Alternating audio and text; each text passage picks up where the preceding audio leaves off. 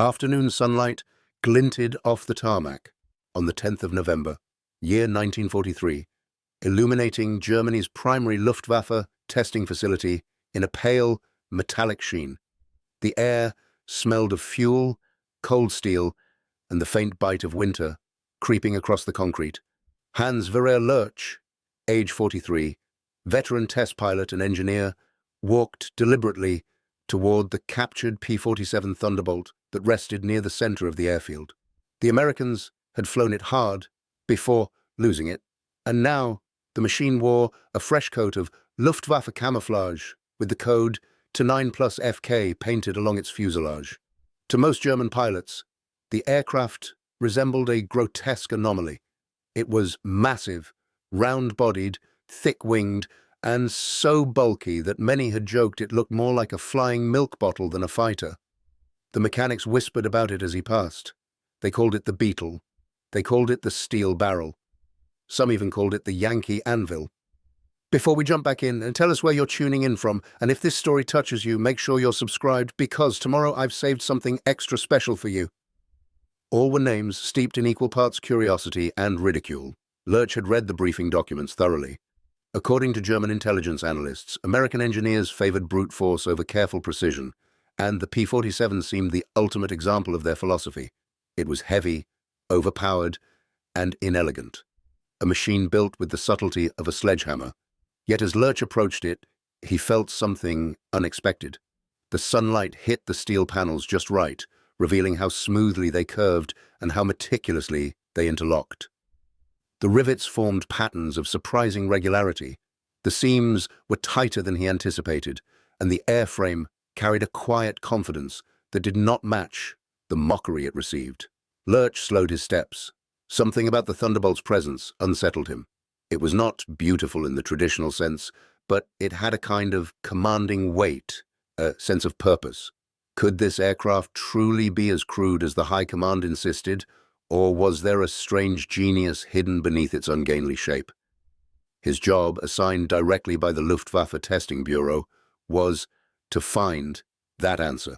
He had tested countless captured machines. Some were disappointments, some were surprising. A few were revelations. Today, he would take the seat of what German strategists believed was an inferior fighter.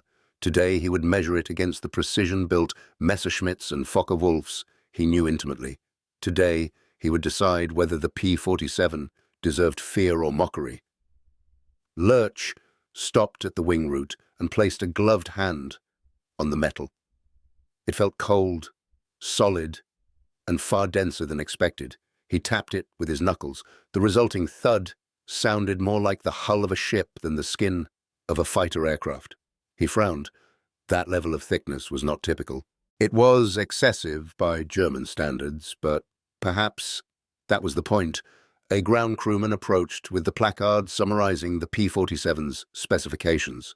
It listed the Pratt & Whitney R2800 engine, a monstrous radial that dominated the nose of the aircraft. Beneath that engine, a complex network of pipes and ducts fed the turbocharger system unique to this American design. Lurch had read about the turbocharger, but had never seen one in action. It was said to maintain engine power at extreme altitudes, far higher than a typical supercharger could accomplish.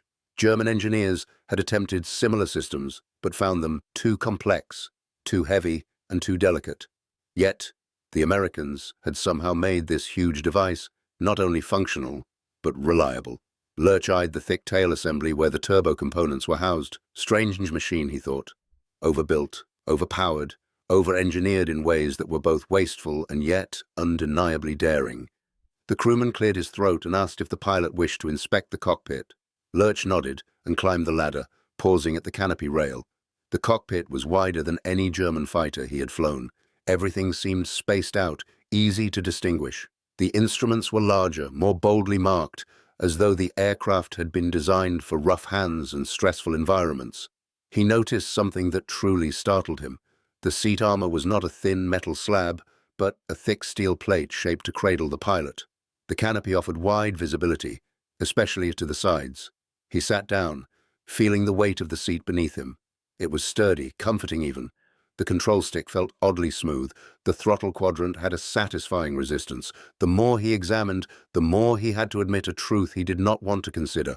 The American machine was crude only in appearance. Its engineering choices were intentional, practical, and built for survival. Germans built fighters like surgeons. Americans built fighters like blacksmiths, who also happened to be philosophers. Lurch reached forward and powered up the electrical system. The gauges flickered to life, glowing warmly. He heard the hum of energy flow through the bus lines. Outside, the ground crew moved into position. One held up a hand and shouted that they were ready. Lurch lowered the canopy, feeling the heavy glass seal him inside. The cockpit grew quiet, muffled, insulated. With a deep breath, he engaged the starter. The radial engine coughed once, then twice, then roared into a deep, chest-thumping rumble. The entire aircraft vibrated beneath him. The sound was not sharp like a German inline engine. It was a low, resonant thunder. He could feel it in his ribs. The ground crew stepped back quickly as the propeller spun into a blur. Lurch nudged the throttle slightly. The response was immediate and powerful. The machine wanted to move. Even before he released the brakes, he radioed the tower, received clearance, and slowly rolled forward. The P-47 lumbered at first, but as the throttle increased, the aircraft straightened itself with surprising discipline. For something so massive, it handled taxiing with an ease that felt wrong, almost unnatural.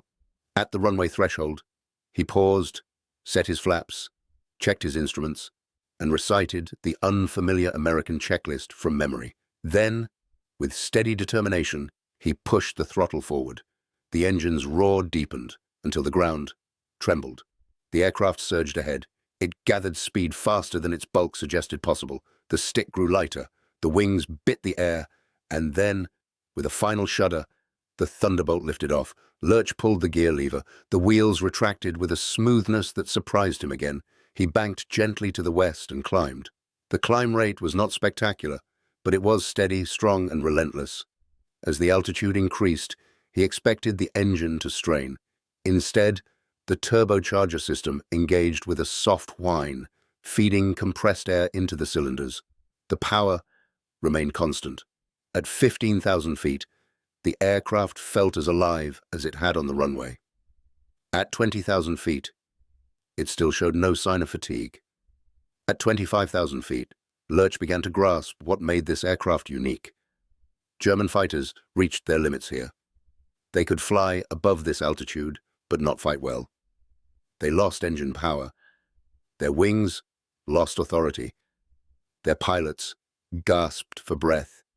Yet the P-47 continued climbing with the same dull determination it had displayed since takeoff. Lurch leveled off and pushed the throttle to combat power. The aircraft surged forward. Its speed increased with astonishing stability.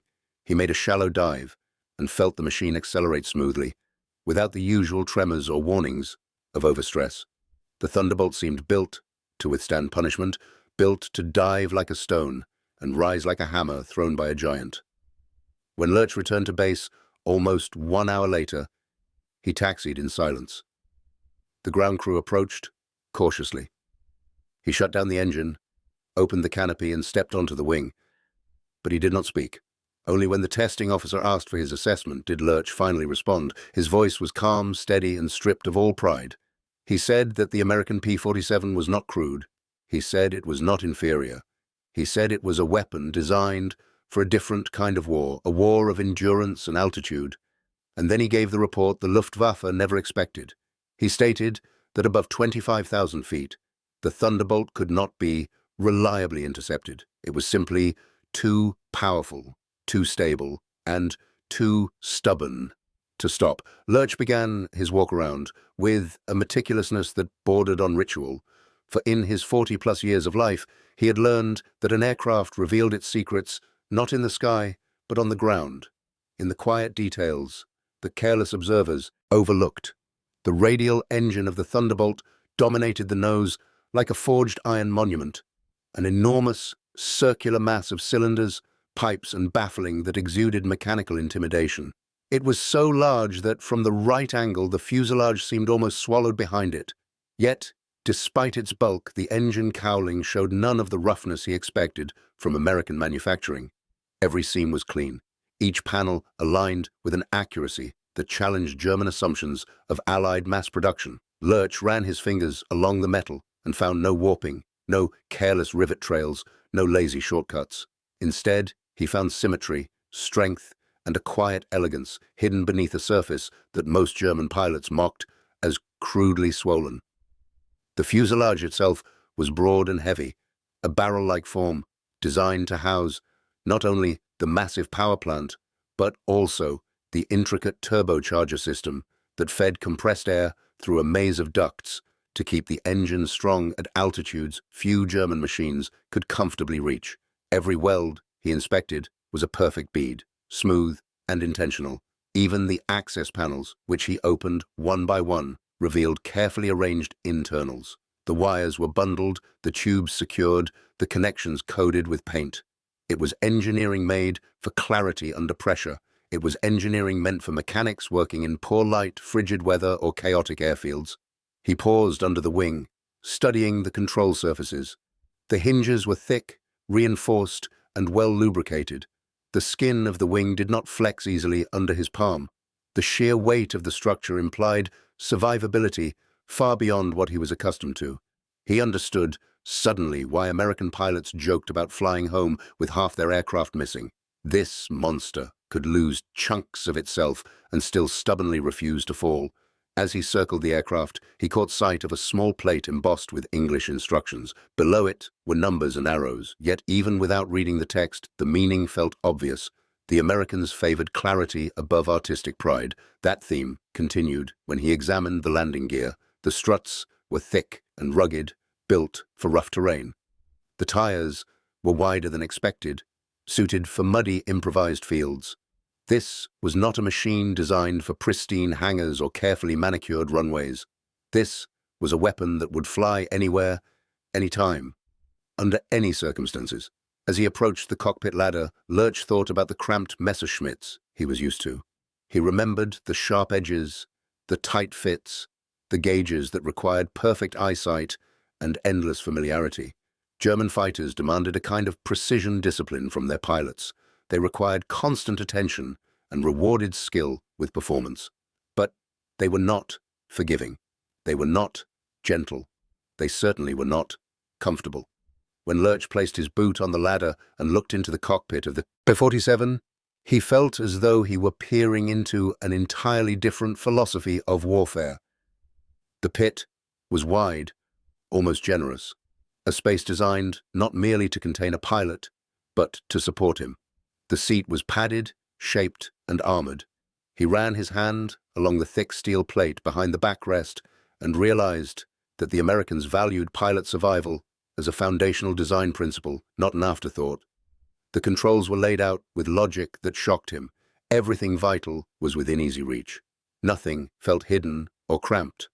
The throttle quadrant rested naturally under his hand when he sat down, and its movement was smooth, steady, and accompanied by a reassuring mechanical resistance. The stick was firm but comfortable. The rudder pedals were wide enough for boots thick with winter insulation, but it was the instrument panel that drew his admiration most. Every dial was bold. Every marking was clear. The needles were large and easy to read. Red meant danger. Green meant safety. Yellow meant caution. Even a pilot who spoke no English could understand the meaning instantly. This was intentional. This was practical. This was designed for real conditions: fatigue, stress, poor visibility, trembling hands, and moments where a fraction of a second could mean death. Lurch leaned back in the seat and studied the canopy. It offered visibility far beyond what he expected. The glass arched smoothly above him, providing a near-panoramic view with only minor framing to obstruct the horizon. German cockpits rarely allowed such awareness. Their design focused forward, encouraging the pilot to think like a hunter. The Thunderbolt, however, encouraged survival. It empowered a pilot to see threats long before they became fatal. It gave him time to climb, time to dive, time to think. And in war, time was the most valuable currency of all. As he familiarized himself with the switches, he noticed how many of them were shaped differently or textured uniquely. A pilot could identify them by touch alone, without ever looking down. That feature, more than anything, impressed him. It meant the aircraft understood human limitation. It meant the engineers had flown with real pilots, listened to them, and designed around their needs rather than demanding they adapt to the machine. He imagined flying long escort missions, the Americans favored, missions lasting hours rather than minutes. In a cramped German fighter, such duration was torture. Fatigue set in quickly, visibility faded, muscle strain became a threat, but in this cockpit, a man could remain functional far longer. The seat supported the spine. The controls reduced physical demand. The gauges provided instant comprehension. Everything about this aircraft was built to keep the pilot effective, not for a short burst of combat, but for an entire operational window. That realization changed his perspective entirely. The Thunderbolt was not merely a fighter. It was a platform for sustained combat, a machine for endurance warfare, a tool built for the long grind of strategic air operations. It was not tailored for the romantic image of the lone ace. It was tailored for the reality of modern war, where survival, efficiency, and practical strength mattered far more than elegance. Lurch continued his inspection, finding new surprises in every corner. The oxygen system was simple yet robust. The radio equipment was accessible and clearly labeled. Emergency controls were placed where instinct would guide the hand. Even the canopy latch had a redundant mechanism to ensure escape under stress. When he reached for the engine controls, he felt the smoothness of American machining. The mixture lever moved with deliberate grace. The propeller control clicked with precision. Every tactile sensation reminded him that this was not a crude machine. It was a carefully considered one. Finally, he sat still, closed his eyes, and imagined himself in combat at 20,000 feet, at 25,000 feet, at 30,000 feet. In each scenario, the Thunderbolt offered him something no German aircraft had ever offered: confidence. Confidence in its structure, confidence in its systems, confidence in its ability to endure damage, climb high, dive hard, and still carry him home. When he opened his eyes again, he realized the truth that no amount of propaganda could obscure. The Thunderbolt was not the product of brute force. It was the product of a different genius, one rooted in practicality, empathy, and the understanding that wars were won not by the perfect machine, but by the machine that kept fighting long after others failed. And in that moment, Lurch knew he was not examining a mere aircraft. He was examining an operational weapon forged for a new era of war. Lurch taxied the Thunderbolt along the far edge of the airfield, feeling the subtle vibrations of the massive radial engine run through the metal under his boots as he rested them on the rudder pedals. The runway shimmered under the afternoon light, the kind of pale gold glow that hid the chill in the air. Even before he reached takeoff position, he sensed the weight of the aircraft not as a hindrance, but as a foundation, a stabilizing presence that seemed to anchor him to reality. When he eased the throttles forward, the aircraft did not jerk or lunge, as some German machines did. Instead, it rolled forward with composed momentum, gathering pace in a measured surge of power. The landing gear absorbed the uneven patches of the concrete with a quiet resilience, convincing Lurch that the Americans had designed this machine for far rougher conditions than anything the Luftwaffe typically endured. As the Thunderbolt reached the midpoint of the runway, he pushed the throttles further. The roar deepened into a resonant growl that vibrated in his chest, and the aircraft rose steadily, its wings catching the air without hesitation. Lurch kept his climb shallow at first, testing the responsiveness of the controls. But as the altimeter ticked past a few thousand feet, he leveled slightly and allowed the machine to accelerate. He expected clumsiness. Instead, he found a firm steadiness that felt reassuring in a way he had not anticipated. The Thunderbolt did not leap or twist or challenge him. It simply obeyed, moving with disciplined confidence. By the time he reached 15,000 feet, he felt the smooth shift in tone as the turbo supercharger engaged.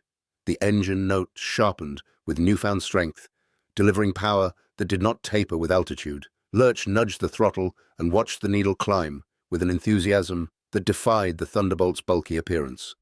The climb rate increased gradually, yet persistently, giving him the impression of a creature that never tired, one that would keep rising long after its rivals gasped for breath. He leveled off and began the series of maneuvers laid out in the test program. First came the barrel roll. He gripped the control stick, banked right, and pulled through the motion. He expected a heavy delay, the sluggish response common to large fighters, but the Thunderbolt pivoted smoothly. It rolled with a steadiness that did not feel nimble in the traditional sense, yet carried a predictability that felt almost luxurious. Next came the steep climb. Lurch pitched the nose upward, and the Thunderbolt ascended steadily, the turbo supercharger feeding the engine with relentless energy. German fighters could climb quickly, but they often demanded precise management of temperature, mixture, and propeller settings to avoid overstress. The Thunderbolt, by contrast, seemed unbothered by the strain. Its gauges remained in the safe ranges, its airframe hummed with controlled vigor. When he leveled off after the climb, he transitioned into a sharp dive. This was the moment he truly sought, the one test where German fighters often revealed their limitations. He pushed the nose downward, feeling the acceleration build with astonishing force. The Thunderbolt did not rattle. It did not shudder. It sliced through the air with the attitude of a falling hammer. His stomach rose, the G-forces pinning him. Yet, the aircraft felt as though it wanted even more speed, as though its preferred state of existence was a dive so rapid that lesser aircraft would tear themselves apart. When he pulled up, the strain pressed him deeper into the seat. But still the Thunderbolt obeyed with controlled grace. Its wings held firm. Its frame did not groan. Lurch breathed out slowly. The machine was built to withstand punishment, and it did so without complaint. He continued with the roll tests. The Thunderbolt's roll rate was not exceptional, yet it felt dependable. When he pushed the stick left or right, the response was neither twitchy nor delayed. It was simply consistent. In a dogfight, predictability was a weapon of its own. Many German fighters demanded familiarity born of hundreds of hours. Their quirks became deadly if misunderstood. The Thunderbolt had no such hidden temperaments. It was honest. It behaved as its manuals described. Lurch found himself appreciating that honesty more than he expected. He practiced evasive maneuvers next, imagining himself pursued by an enemy fighter. When throttled back, the Thunderbolt retained surprising stability, allowing him to maintain control in situations where lighter aircraft might wobble or stall. When throttled forward, the acceleration came not as a burst, but as a forceful, continuous push that felt reliable even under duress. He tested the flaps at various speeds, noting how they engaged with smooth hydraulics. He deliberately induced a stall at altitude. The Thunderbolt dropped a wing but recovered predictably, allowing him to correct without wrestling the controls. A novice pilot, he realized, could survive errors in this aircraft far more easily than in a typical German fighter. He changed heading, pushing the Thunderbolt into a long, shallow dive to simulate a boom and zoom attack. At high speed, the aircraft became increasingly responsive, not less. The controls tightened and sharpened, as though the machine awoke fully only when the air screamed past its wings. The faster it went, the more alive it felt. When he pulled up at the bottom of the simulated attack run, the aircraft absorbed the forces effortlessly. Lurch imagined facing a Soviet formation, diving in to break their lines, and the Thunderbolt made the scenario feel not only plausible but advantageous. With its dive strength, its durable airframe, and its steady handling, it could deliver punishing strikes and still escape with ease. The more he flew, the more he recognized the design philosophy behind it. The Thunderbolt was not meant to dance. It was meant to dominate the vertical. It was meant to attack from an altitude where other aircraft struggled to breathe. It was meant to survive damage that would shred more delicate fighters. And most importantly, it was meant to bring its pilot home. He tested the visibility by banking sharply left and right. The canopy gave him nearly unobstructed views of his surroundings, letting him observe the sky with almost panoramic awareness. He saw no major blind spots. The cockpit remained quiet despite the rushing air, allowing him to hear radio transmissions clearly. Even with the engine at high power, the cabin offered a strange sense of composure, as though the aircraft wanted to keep its pilot calm no matter the chaos outside. He imagined a dogfight at 20,000 feet.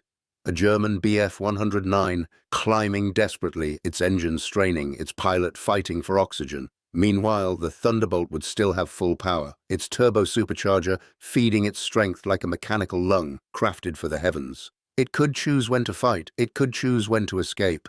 The more he analyzed, the clearer the truth became. The Thunderbolt was not built for showmanship, it was built for control. It was built for strategy. It was built for war in its most unforgiving form. Lurch completed a final series of high-speed passes, noting how the engine temperatures remained stable even under extended strain. When he throttled back, the transitions were smooth. The aircraft did not buck or sputter. Instead, it settled into a steady cruise that felt almost peaceful. As he turned back toward the airfield, descending through layers of thinning cloud, he realized how different this experience felt compared to his usual test flights. He often finished flights with a mixture of exhilaration and fatigue. German fighters demanded attention. They required constant management. But the Thunderbolt made him feel rested, almost comfortable, as if the aircraft were carrying him rather than the other way around. He aligned with the runway, extending the landing gear. The wheels dropped with reassuring solidity. When he touched down, the landing was smooth, almost gentle. The Thunderbolt's gear absorbed the impact with quiet authority. As he rolled to a stop and shut down the engine, the sudden silence felt strangely intimate. He opened the canopy, inhaling the crisp air, and stared out across the airfield with a contemplative heaviness. For the first time in his long career, he felt as though he had flown a machine that belonged not to a nation, but to the future. A machine that rendered old assumptions obsolete. A machine that reminded him that war was changing, and only those who understood endurance, altitude, and reliability would survive its evolution. As the distant rumble of the departing transport faded into the dusk, the crew drifted back toward the Thunderbolt with the slow, deliberate steps of people still shaking off the grip of adrenaline. Captain Rourke moved first, circling the nose of the fighter and running a steady hand along the warm metal as if checking for any bruise the chaotic flight might have left. The others followed, each man guided by a mixture of instinct and reverence, their eyes adjusting to the dimming light while their thoughts buzzed with the lingering speed and strain of the sortie. The air smelled faintly of scorched oil and trampled grass, but beneath it all lay the subtle scent of triumph. It rested softly on their shoulders, though none of them were yet ready to name it. Instead, they kept their voices low, letting quiet fill the spaces between them like a balm. Sergeant Lyle crouched near the left landing gear, tapping the strut with the back of his knuckle, listening for any tremor out of place. He had done this ritual since his earliest training days, and the familiar sound seemed to steady him after the rattling ordeal above the clouds. Specialist Henders kept cleaning the wing root with a cloth, though there was nothing left to wipe. He simply needed to keep his hands moving to work through the leftover shock of the evasive spiral. Lieutenant Vance stood with his arms crossed, his gaze fixed on the horizon, where the last streaks of orange clung stubbornly to the edge of night. He looked as if he were measuring something beyond the field, something only he could see. Yet, even he, rigid and always calculating, exhaled a long, easing breath that gentled the hard line of his jaw. The plane, battered but unbroken, held them all in a silent embrace. Preparing and narrating this story took us a lot of time, so if you are enjoying it, subscribe to our channel. It means a lot to us. Now, back to the story. When Captain Rourke finally spoke, his voice was quiet, softened by the moment yet sharpened by the weight of truth. He told them what he had felt in the cockpit, the pushback from the controls during the steep climb, the slight yaw that slipped in when he banked hard left, the engine's stubborn insistence on holding power even when the altitude clawed against it. He described each sensation, not with drama, but with clarity, painting the picture as if passing on a piece of living knowledge that could one day save their lives. The crew listened without interruption, letting every detail settle in the air like dust caught in fading sunlight. They respected his judgment, not because of rank alone, but because he had shown again that he would never hide the truth from them. That honesty formed the foundation on which their trust stood firm. As Rourke finished, Sergeant Lyle nodded slowly, the expression on his face shifting from concern to consideration. He began examining the engine cowling again, though now with the careful patience of a man dissecting a puzzle rather than seeking a fault. Henders added a few thoughtful observations of his own, recalling the way the fuselage had shuddered in the high dive and wondering whether the airflow had changed with the new intake modifications. Lieutenant Vance, still quiet but listening with total attention, stepped closer and offered to pull the performance logs for a deeper comparison. It was a small thing, but it broke the tension in a gentle, natural way. They were not a rattled crew any longer. They were investigators, craftsmen, and guardians of the machine that carried their hopes and fears through the sky. A soft wind rolled across the field, rustling the grass and carrying the faint sounds of camp from beyond the far hangars. The rhythmic hammering of distant repairs mixed with muted laughter drifting from the mess tent, creating an unexpectedly comforting soundtrack to their quiet evaluation. The world around them kept moving, unaware of the turbulence that had nearly broken their flight apart. The crew stood within that broader hum of life, feeling its warmth seep back into their bones. It reminded them that they were still part of something larger, something that extended beyond the cockpit's cramped terror and the engine's angry roar. They understood, perhaps more deeply than ever, that every machine was only as strong as the hands and hearts that kept it aloft. Tonight, that truth glowed gently between them. Captain Rourke stepped away from the nose of the Thunderbolt and started walking along the wing, touching each panel as though offering silent thanks. The others followed him naturally, forming a loose semicircle behind him. He spoke again, this time reflecting on how the aircraft had responded under stress, the steadiness in the dive, the resilience in the climb, and the stubborn spark of the engine that refused to stall even when pushed near its breaking point. His words were measured and steady, free of embellishment. He praised the crew's meticulous work, their discipline, and their unspoken coordination. It was the kind of praise that mattered, not loud or theatrical, but grounded and sincere. Each man, hearing it, straightened subtly, as if receiving a quiet medal pinned to the heart. The field darkened further, and lanterns began flickering to life along the hangar path.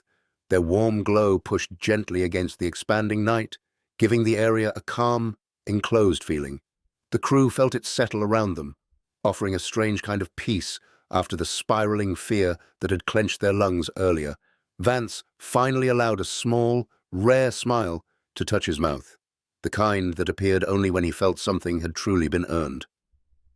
Lyle stretched his back and inhaled deeply, letting the cool air untangle the last knots in his nerves. Henders chuckled at something quietly, a private joke he did not explain, but the sound was enough to lift the spirits of all three. They were exhausted, hungry, and more than ready to call it a day, yet none of them wanted to be the first to step away from the Thunderbolt. The plane itself seemed almost alive in the lantern light, its metal shimmering softly as though acknowledging the hands that had worked so hard to understand and protect it. They knew tomorrow would bring new tests, new risks, and new questions that needed answering. But for tonight, the storm had passed. Captain Rourke gave the aircraft one last firm pat on the fuselage, then turned to face his crew. He thanked them with simple words, spoken without flourish. The gratitude in his tone carried more weight than any ceremony could. The others nodded back, equally sincere, equally tired, equally proud. For the rest of their lives, none of them would forget the way the sky had tried to shake them apart, nor the way they had held fast together. As the final echoes of that long day faded, the crew gathered beneath a rising moon that softened the runway and eased the weight pressing on their shoulders. They spoke in low voices at first, sharing brief reflections shaped by fatigue and muted pride. Then slowly their talk grew warmer. They recalled small moments of courage, fragments of doubt that had sharpened their focus, and the quiet trust that had carried them through the hardest minutes. The night air felt gentle after the roar of engine and wind, and the steady rhythm of their steps matched the calm settling over their thoughts. Together, they walked back toward the dim glow of camp, steady in shared purpose. Lurch stepped down from the Thunderbolt with a heaviness in his stride that came not from exhaustion, but from the weight of certainty settling over him. He had flown many machines in his life, from the temperamental BF-109 to the sleek FU-190, yet none had delivered the blunt truth that the P-47 had forced upon him during the past hours. The mechanics gathered around, their anticipation palpable, while officers from the test division approached more slowly, wary of what his expression might reveal. He did not hide the truth. He told them plainly that the American fighter was unlike anything he had ever flown, not because it dazzled with elegance, but because it refused to break, falter, or surrender control even when pushed hard. The mechanics exchanged glances, unsure whether to believe him, for they had been taught to view foreign aircraft as inferior imitations. Yet, the certainty in Lurch's voice left them unsettled, as if a long-held assumption had been quietly overturned. He described how the Thunderbolt climbed with steady purpose, even at altitudes where German machines gasped for breath, how its turbo-supercharger delivered power that did not waver as the air thinned, and how the aircraft remained controllable even under extreme stress that would send other fighters trembling toward the point of failure. His voice carried across the tarmac clearly, and every mechanic leaned in as if the verdict might rewrite the war itself. He told them how the controls felt balanced rather than stiff, how the wings held firm during abrupt transitions, and how the aircraft behaved as though it had been engineered not for a flawless pilot, but for the realistic demands of long missions flown by ordinary men who sometimes made mistakes. Lurch then detailed the behavior of the Thunderbolt during high-altitude combat scenarios, explaining how he had pushed the plane into sharp dives that would have shaken the Bf-109 apart. The Thunderbolt instead sliced through the air with a stability that felt almost unreal. He described acceleration that grew rather than faded. The extraordinary control he maintained even as he subjected the machine to punishing maneuvers. As he recounted each test, the officers nearby shifted uneasily, for the implications were impossible to ignore. If the Americans had produced such an aircraft not as a prototype, but as a standard frontline fighter, then the balance of the air war might already be tilting in ways the German command refused to acknowledge. The mechanics whispered among themselves. Some nodded, as if they had always suspected the American machines hid something deeper beneath their bulky frames. Others frowned, unwilling to accept that their nation's engineering philosophy might be flawed. Lurch continued regardless, documenting every impression, measurement, and reaction the aircraft had elicited during his flights. He noted how the Thunderbolt forgave mistakes, allowing a pilot to recover from dangerous angles and overextensions that would prove fatal in more temperamental fighters.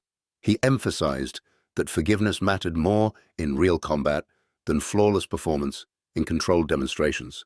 His written report grew longer with each observation. He wrote that the P-47's rugged airframe could absorb damage that would destroy lighter German fighters, and that its radial engine, long mocked for its size, offered durability in situations where liquid-cooled engines often failed. He acknowledged that the Thunderbolt was not a champion of tight-turning combat, yet he argued that this weakness was irrelevant in a conflict where altitude, speed, and survivability mattered more.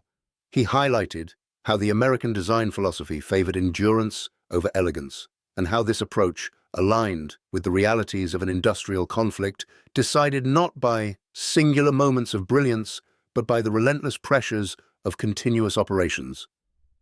He handed the report to the division's commanding officer, who skimmed the pages with a stiff expression. The officer muttered phrases about incomplete data and the need for further testing. Yet Lurch recognized the evasive language of a bureaucracy avoiding uncomfortable truths. The document would be filed, noted, and quietly set aside. Still, Lurch knew the truth had been recorded. As weeks passed, rumors spread across airfields and command centers. Pilots whispered about the American fighter that climbed like a storm cloud and dove like a meteor. Some dismissed the stories as exaggeration, yet others sensed that the enemy had found a way to turn industrial might into battlefield advantage. Lurch observed these discussions quietly, knowing that his evaluation had planted a seed. The true impact surfaced during debriefings, where reports from the front increasingly mirrored his predictions. Luftwaffe pilots described Thunderbolts that endured punishment beyond expectation, machines that refused to fall even when struck repeatedly. They spoke of failed attempts to outclimb or outdive them, of watching the bulky fighters retain energy in ways that defied established doctrine. The attrition rate of German units rose steadily, not through dramatic duels, but through the steady grind of aircraft built to endure. One evening, as the sun bled across the horizon, Lurch sat alone in the hangar beside the grounded Thunderbolt. He reflected on how wars were won not only by brilliance or bravery, but by production, logistics, and machines that acknowledged human limits. The Thunderbolt embodied that truth. It did not ask for heroism. It simply refused to let its pilot die easily.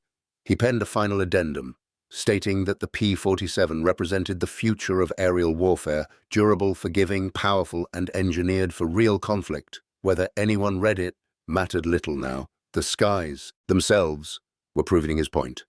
In the months that followed, Lurch witnessed the gradual shift in attitudes among those who had once dismissed his conclusions. Reports arriving from distant fronts carried the same patterns. Thunderbolt formations smashing through interception attempts, surviving damage that would have crippled any German design, and returning home with engines still humming confidently. These accounts were not embellished tales, but consistent narratives from pilots who had faced the American machines firsthand.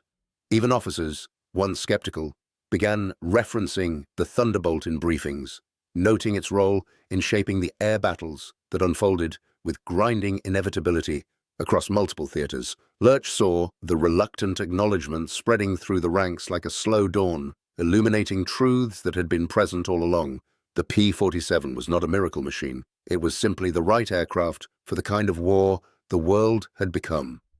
Lurch reread his reports during quiet nights, not out of doubt, but to remind himself that clarity sometimes needed time to root. He knew future strategists would study these documents, tracing decisions shaped by his observations. Though he remained a single voice within a vast war machine, he sensed that solitary truths could alter the course of conflict.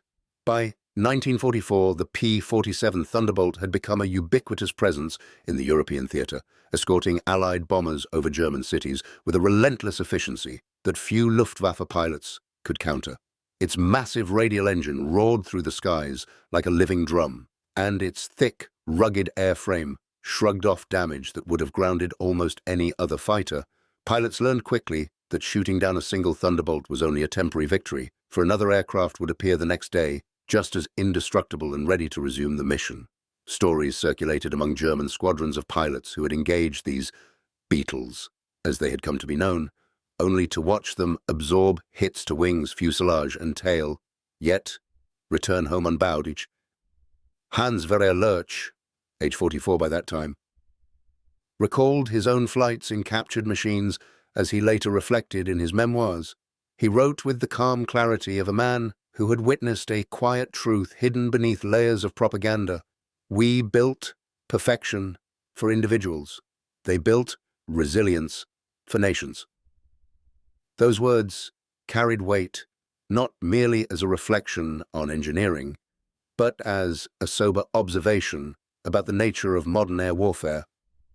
The captured Thunderbolt he had flown, the first to earn the nickname Beetle in Luftwaffe circles, had long since become a legend among test pilots. Lurch recounted how the aircraft's forgiving handling, robust construction, and operational reliability had reshaped his understanding of combat aviation. Unlike the elegant but delicate machines of German manufacture, the P-47 rewarded consistency, endurance, and practical judgment. Every flight had reinforced a simple but critical lesson. In total war, survival often mattered more than transient brilliance. Years later, Lurch would watch archival footage of the Thunderbolts in action, their silver and olive-green forms slicing through the sky with a steady, unyielding rhythm.